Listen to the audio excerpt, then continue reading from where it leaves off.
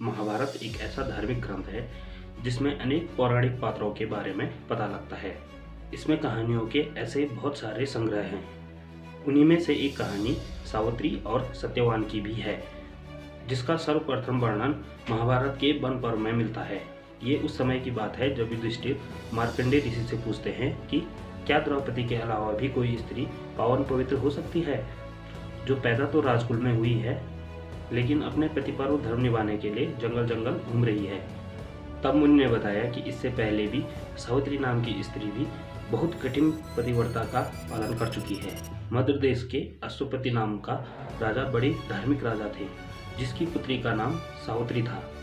सावित्री जब विवाह योग्य हो गई तब महाराजा उसके विवाह के लिए बहुत ही चिंतित हो गए।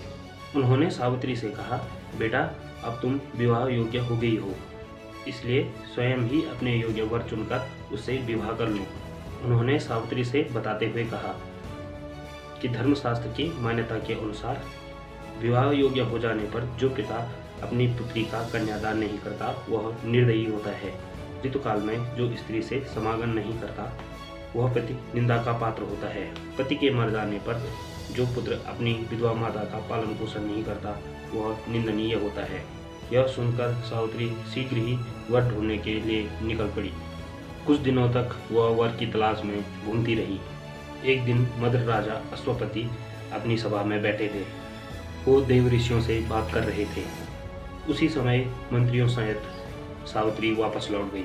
तब राजा की सभा में नारद भी उपस्थित थे। नारद जी ने जब राजकुमारी के बारे में राजा से पूछा तो राजा ने कहा वह वर की तलाश में गई थी।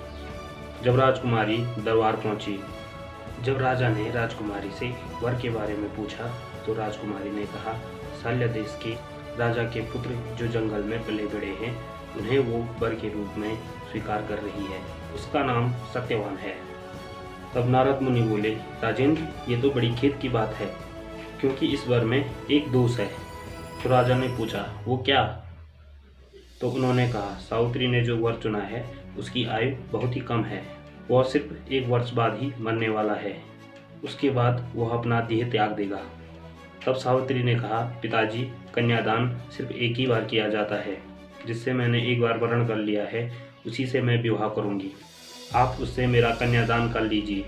उसके बाद सावित्री ने जो वर चुना था उसके साथ उसका धूमधाम से विवाह हुआ। सत्यवान और सावित्री के विवाह को बहुत समय बीत गया। जिस दिन सत्यवान की मृत्यु होने वाली थी वह दिन करीब आ गया था। सावित्री एक एक दिन गिनती रहती।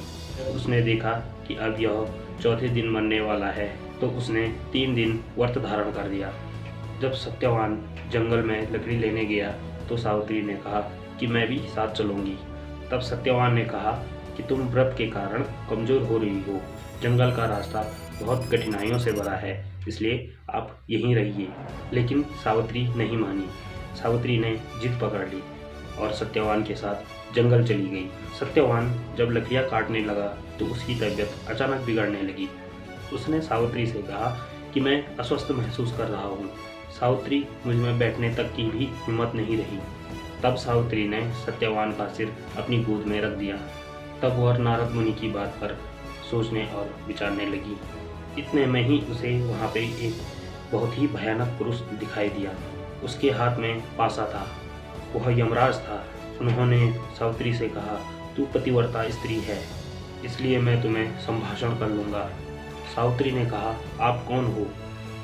उन्होंने कहा, मैं यमराज हूँ। उसके बाद यमराज ने सत्यवान के शरीर से प्राण निकालकर पासों में जकड़कर दक्षिण की ओर चल गई। तब सावित्री ने कहा, मेरे पति को आप जहाँ भी ले जाओगी मैं वहीं तक आऊँगी। तब यमराज ने उसे समझाया कि मैं तेरे पति के प्राण नहीं लौटा सकता, तुम कोई और मनचाहा वर मांग लो। सावित्री ने वर में अपने ससुर की आंखें मांग ली। यमराज ने कहा, तथास्तु। लेकिन फिर भी सावित्री यमराज के पीछे पीछे चलती रही। यमराज ने फिर समझाया कि सावित्री तुम चाहो तो एक और वर मांग लो, लेकिन मैं तुम्हारे पति के प्राण वापस नहीं दे सकता। सावित्री ने दूसरा वर अपने ससुर का राज्य वापस लौटाने का मांगा। फिर यमराज ने कहा, तथास्तु। फिर भी सावित्री न रुकी और यमराज के पीछे पीछे चलती रही। फिर यमराज ने कहा कि चाहो तो तुम एक वर और मांग सकते हो। तो फिर सावित्री ने मांगा कि मुझे सत्यवान से 100 पुत्र हो, और यमराज ने कहा तथास्तु। यमराज फिर भी सत्यवान के प्राणों को अपने फांसे में जकड़कर आगे बढ़े। सावित्री ने फिर भी हार नहीं मानी। तब यमराज ने कहा, सावित्री तुम वापस लौट जाओ। तो सावित्री ने कहा, मैं वापस कैसे लौट जाऊं? आपने ही तो मुझे सत्यवान से 100 पुत्र होने का वर दिया है। तब जाके यमराज ने सत्यवान को पुनः जीवित कर दिया। उसके बाद सावित्री सत्यवान के शव के पास गई और कुछ ही देर में सत्यवान का शव चेतना में आ गया। इस प्रकार से दोस्तों सावित्री ने अपने पति के प्राण यमराज से भी वापस लिए। इसीलिए कहते हैं इंसान अगर दृढ़ संकल्प कर ले तो कुछ भी पा सकता है, यहाँ तक कि यमराज से भी अपने पति के प्राण वापस ला सकता है, जैसे कि सावित्री ने कहा। ये कहानी दोस्तों यहीं भी ख़त्म करते हैं। तब तक के लिए धन्यवाद।